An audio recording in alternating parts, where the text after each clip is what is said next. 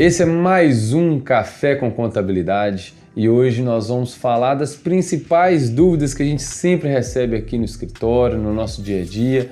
Trabalhando aí com médicos há 10 anos, a gente vê dúvidas que são frequentes, corriqueiras, todo dia acontece, são dúvidas que os médicos sempre têm e eu vou trazer algumas delas aqui hoje para você.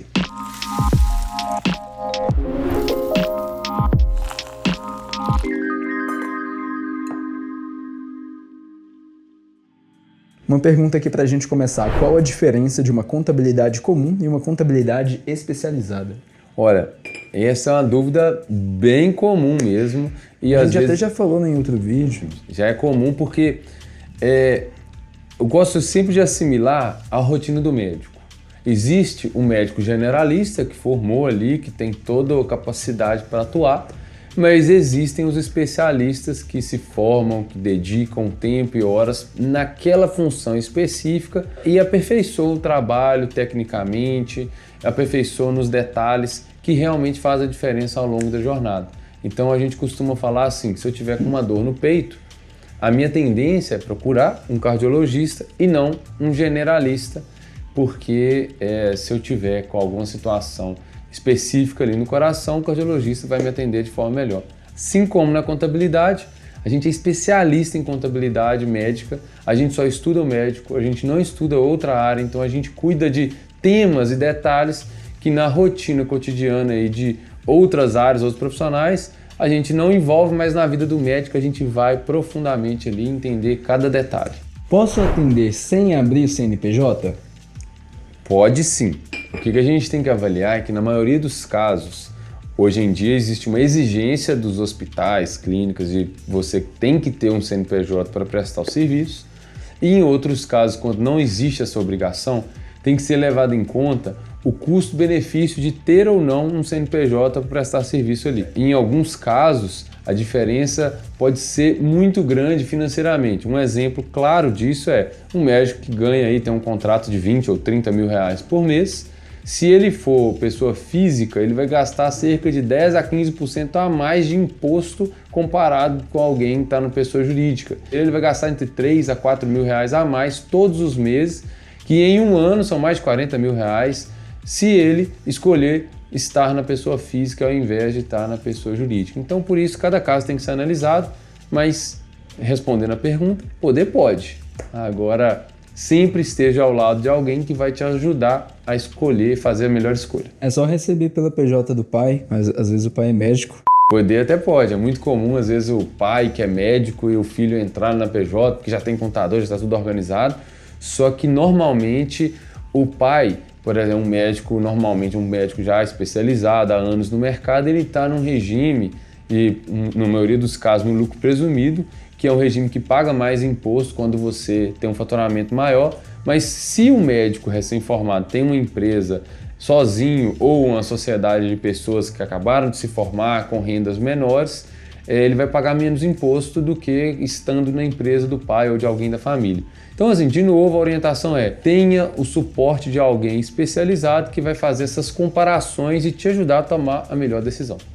Inclusive, tem essa pergunta aqui, ó. Posso receber pela PJ de alguém da minha família?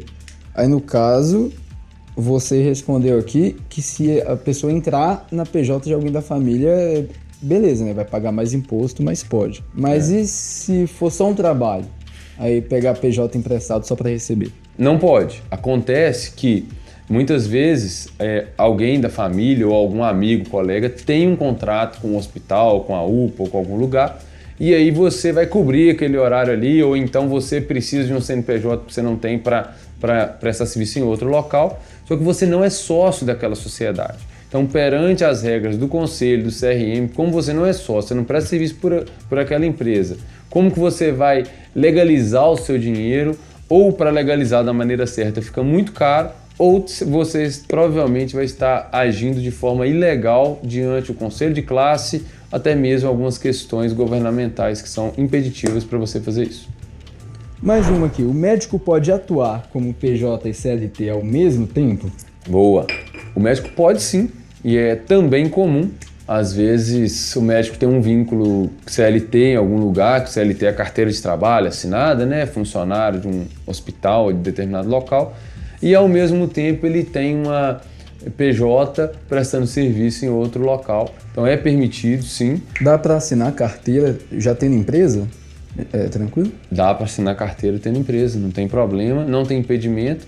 O que vai pegar é que você tem horários determinados para trabalhar em cada local, né? Isso eu não sabia, não. Então eu vou por exemplo, eu tenho um contrato vinculado com a clínica, que eu presto serviço ali como CLT, fichado, carteira assinada, recebendo fundo de garantia, todos os benefícios como funcionário. Ao mesmo tempo, eu presto plantões e tenho um vínculo esporádico com outros locais, e aí tá tudo bem, tá tudo certo. A grande questão aqui é que as duas rendas, ao final do ano, do imposto de renda, elas vão se somar e tem que entender muito bem assim, se está valendo a pena financeiramente fazer esses dois empregos dessa mesma maneira. Porque geralmente não se imagina que uma pessoa que tem empresa poderia ter carteira assinada. É lógico que você vai ter um contrato de um horário, de manhã você está num lugar, de tarde você vai estar em outro, e cada local está trabalhando de um regime diferente, então está fazendo plantões com a PJ e trabalhando fixo com CLT, então cada local tem uma maneira de trabalhar, tem as suas particularidades. Viu como que decisões simples do dia a dia podem impactar diretamente no seu bolso se você não tiver alguém, alguma pessoa especializada para te apoiar? Né? Assim como o mercado financeiro, ou a vida do médico, eu acho que praticamente qualquer área que a gente for, existem os especialistas, então busque sempre um especialista para estar do seu lado te apoiando. Até o próximo Café com Contabilidade, nós temos aí outros vídeos no canal. Até lá!